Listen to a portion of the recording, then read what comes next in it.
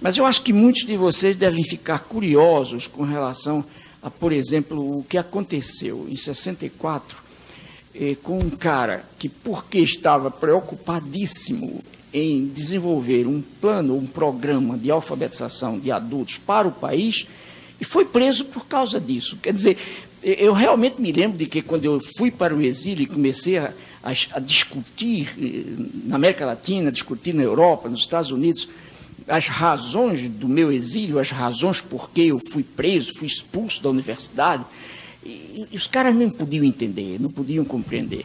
Evidentemente, eu fui preso, eu fui exilado por causa da ditadura, quer dizer, a ditadura considerou, a ditadura militar de 64, considerou, e não só considerou, mas disse por escrito, publicou, que eu era um perigoso subversivo internacional, um inimigo do povo brasileiro e um inimigo de Deus. Quer dizer, ainda arranjaram essa carga para mim de ser inimigo de Deus. A consuleza de Genebra tinha o nome de Elza. Se não me engano, a consuleza se chamava Elza Gomes. Ela assina o primeiro passaporte de Paulo. É quando, então, Paulo vem conhecer o Brasil, ele vem conhecer o Brasil. E aí ele chega por São Paulo. É muito interessante, ele chega em Viracopos. Ainda não tinha, assim, grandes possibilidades de descer aqui em Congonhas. O avião era grande, ou mesmo em Cumbica, não dava para o avião descer.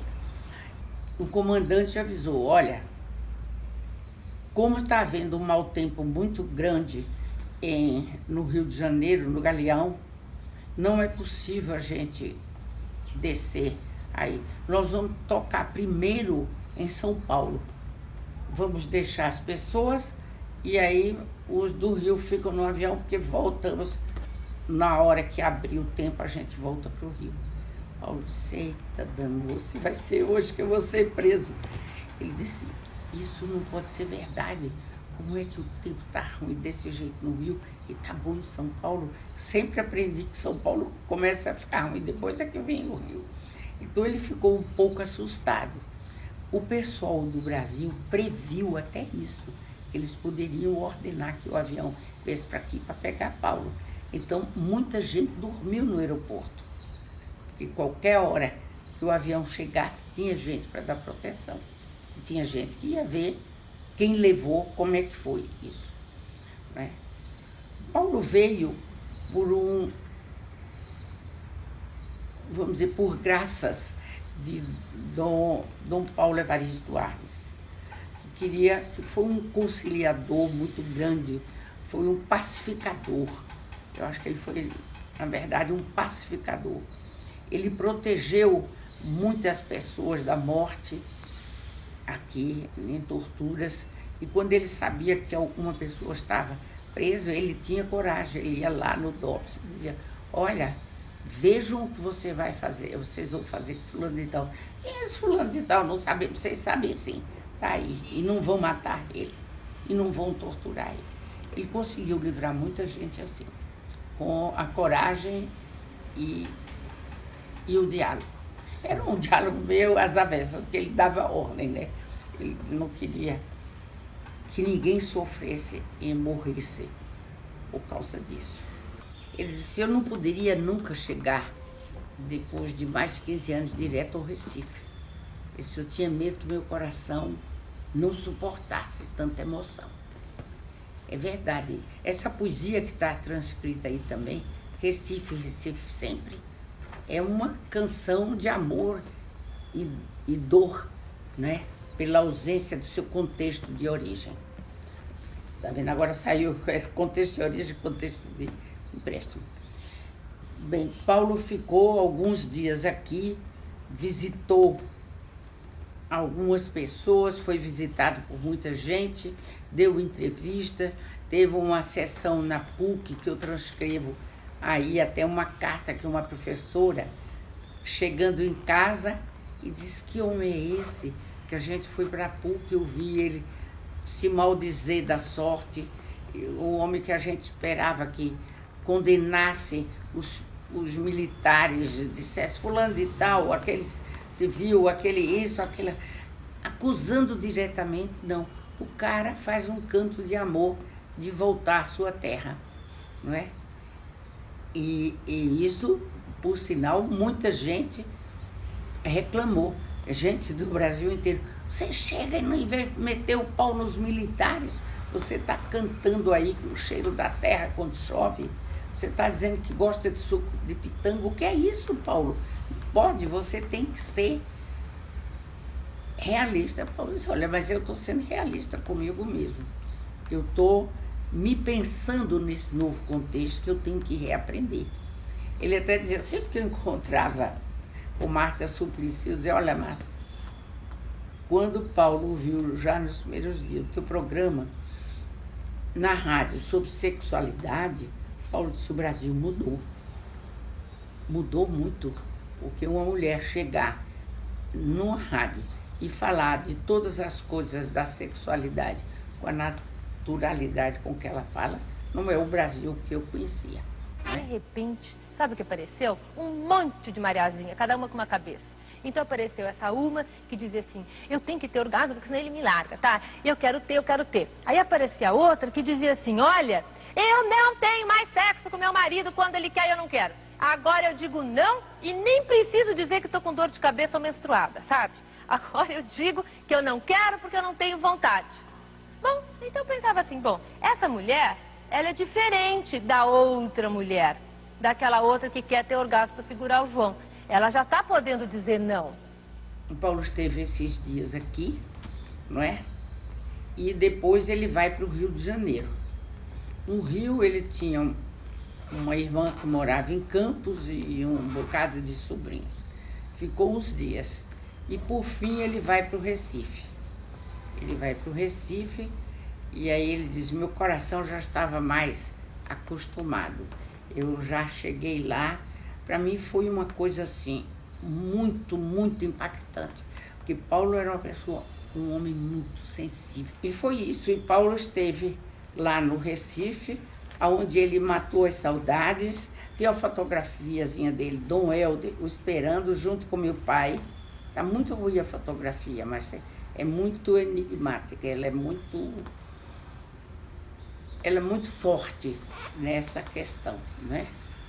Do retorno dele ser recebido pelo meu pai e por Dom Helder, que era um pouco o passado e o futuro com Dom Helder, que projetava tantas coisas ainda boas para serem feitas aqui.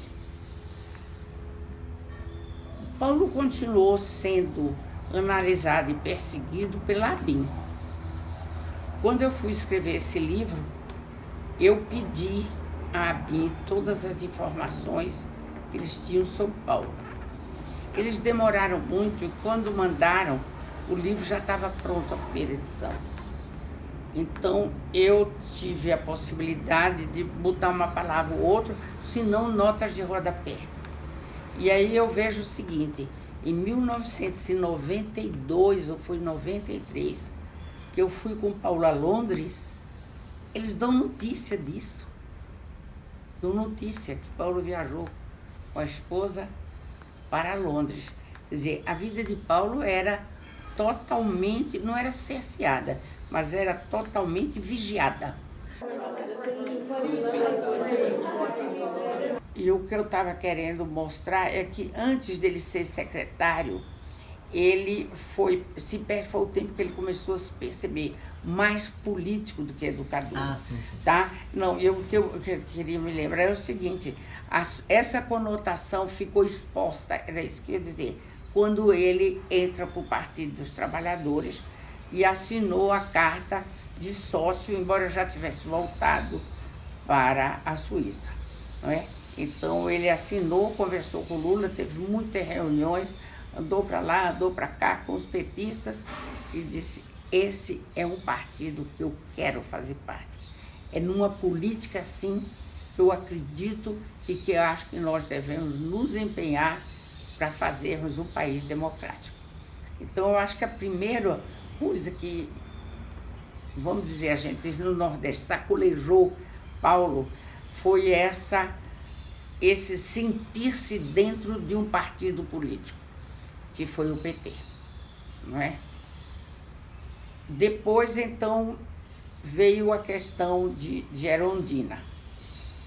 A gente estava casado, casamos no princípio de 88, no fim de 88, Erundina ganha as eleições para prefeito, e aí começava o telefone lá em casa a tocar toda hora. Ah, você é da Folha, é do Diário Carioca, é do não sei onde, é do Diário de Pernambuco. O professor vai ser secretário de Erundina. Então, eu sempre dizia para você, não, ela nunca nos falou disso. Paulo, nunca ela me convidou. E aí, Paulo, oh meu Deus, eu não queria, não, agora que eu estou tão bem vivendo aí com você, e a gente o dia inteiro juntos, trabalhando juntos, passeando juntos, eu não queria assumir. Depois ele se deu conta e disse, isso é uma coisa muito egoísta minha, porque eu estou com 66 anos, eu ainda posso contribuir muito politicamente e educacionalmente para a sociedade que me acolheu, que foi São Paulo. E Paulo, quando voltou, Dom Paulo disse, olha, eu dou todas as garantias em São Paulo. Em Recife, não sei como vai ser. O pessoal de Recife nunca entendeu muito isso, por que Paulo veio para São Paulo.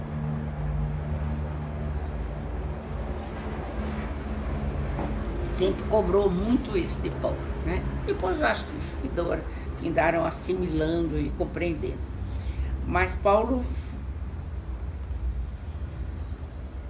diz, fui tão bem recebido em São Paulo, essa coisa louca de gente querendo me conhecer, querendo saber de minhas ideias, por que eu vou dizer não?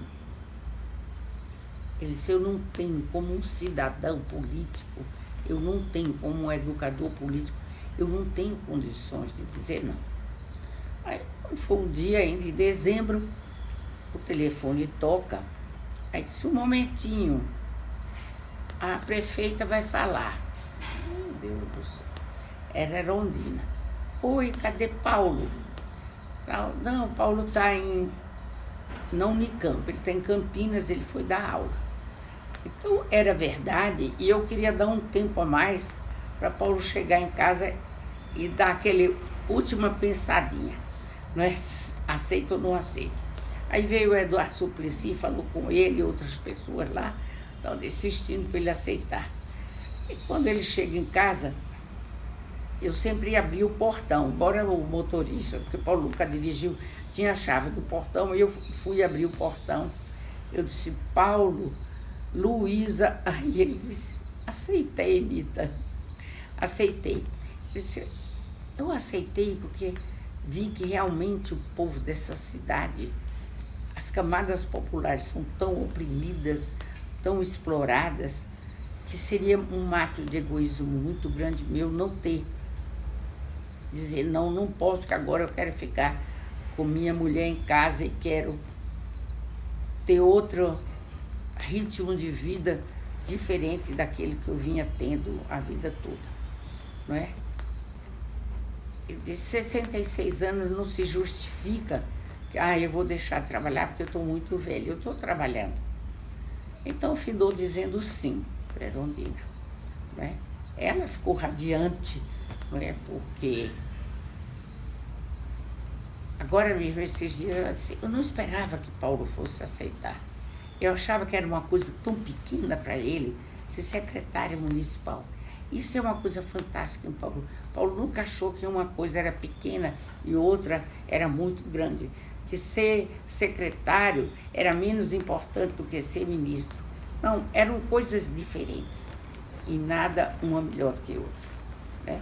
Claro, como ministro, que Lula o convidou, se tivesse ganhado as eleições contra Collor, ele teria sido possível fazer atos como ele fez aqui, mas que teria abrangência muito maior, que seria o Brasil todo, né? Infelizmente não deu, e quando Lula foi eleito, Paulo já tinha morrido.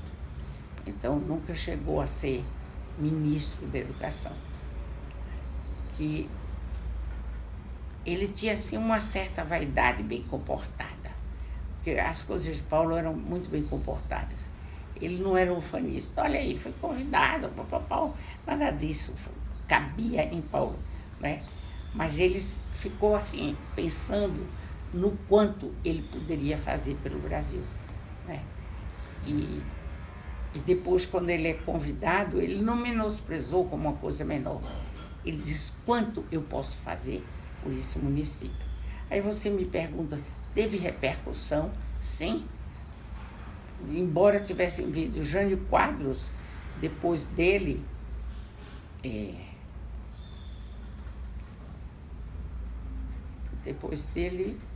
veio o Pita, gente toda do time de Maluf, e não conseguiu acabar com o pensamento de Paulo na prática cotidiana do educador.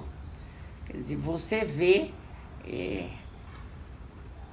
uma coisa incrível, qualquer evento que seja homenageando Paulo na área da educação, as professoras estão lá todas, querem tirar fotografia comigo, é por minha causa não, é um pouco pelo que eu represento, ou muito que eu represento de Paulo.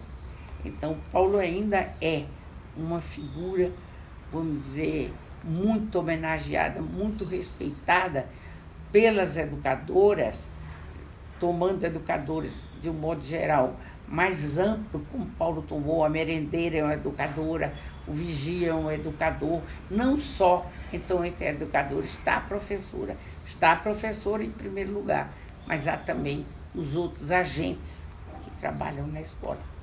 Então, eles são, eu até hoje ainda não vi alguém dizer, olha, eu sou pró-Paulo, mas eu tenho uma amiga que é contra Paulo.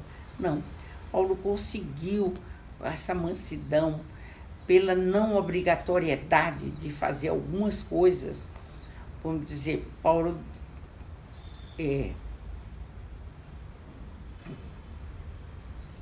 quando ele chamou Ana Maria Saúl para fazer novos currículos, orientação de currículos, ele disse, nenhuma escola é obrigada a seguir esse, vamos dizer, modelo que nós estamos aqui traçando.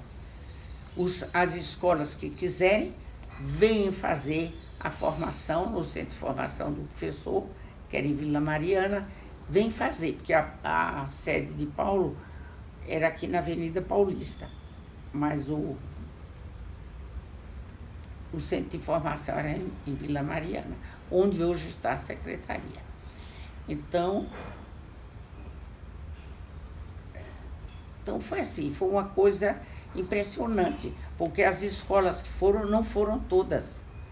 Quando se diz assim, olha, Paulo foi um doutrinador, tinha que seguir a cartilha dele, primeiro, Paulo nem gostava de cartilha, não é? Quer dizer, isso aí é uma coisa que veio da cabeça de um professor que escreve Eva viu a uva, quando no Nordeste é Eva, ninguém sabia o que era Eva.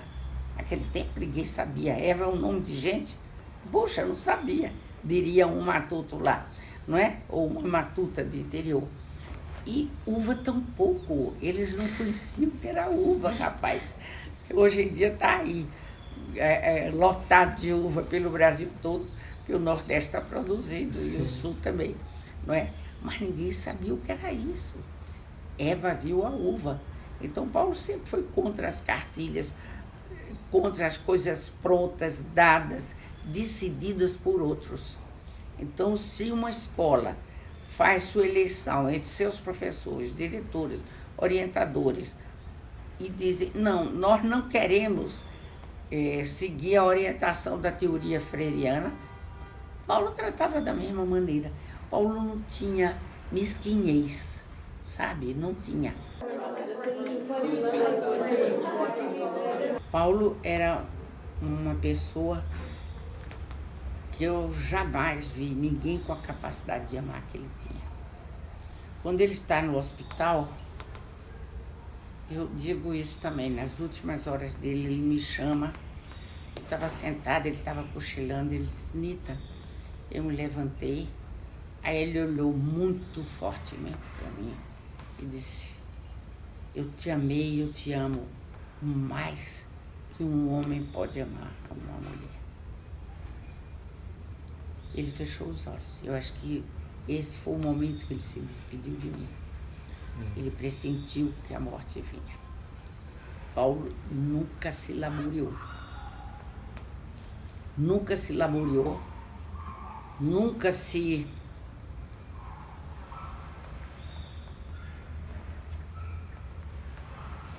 deixou abater por aqueles que o combatiam. Não se queixava, não se lamuriava, não chorava pelas coisas más que outras pessoas tinham feito contra ele. Por isso que naquele primeiro dia, no Teatro da PUC, ele resolveu que ele ia falar das coisas bonitas do Brasil que ele tinha encontrado, e não desse Brasil horroroso que o forçou a ir para o exílio, né? Então eu acho que isso é muito difícil. O homem sofreu o que Paulo sofreu e nunca disse. Foram esses miseráveis aí que fizeram isso comigo. Nunca, não é? Tratava-os com o respeito que se trata outro ser humano. Não quero relação de amizade, não quero conversar. Naquele tempo, o pior do que existia no Brasil era o Maluf. Ele até um dia disse: não quero nada com o Maluf, não quero conversa, mas o respeito como um ser humano, né, que merece respeito. Eu acho que a ditadura estragou esse país da gente durante muito tempo e continua estragando hoje. Quer dizer, evidentemente que a ditadura militar não inaugurou no Brasil o autoritarismo. Quer dizer, o autoritarismo está entranhado na natureza mesma da nossa sociedade. O Brasil foi inventado autoritariamente, mas os militares deram uma indiscutível contribuição ao autoritarismo. Quer dizer, eles ajudaram muito a crescer o autoritarismo, a violência, a mentira. Foi uma coisa trágica isso. Eu acho que esse período de ditadura no Brasil, Deus queira, agora diria eu, que jamais se reinvente. Quer dizer, que o meu gosto é que nós todos, brasileiras e brasileiros, meninos, meninas, velhos, maduros, que nós todos tomemos um tal gosto pela liberdade, um tal gosto pela presença no mundo, pela pergunta, pela criatividade, pela ação, pela denúncia, pelo anúncio, que jamais seja possível, no Brasil, a gente voltar àquela experiência do pesado silêncio sobre nós.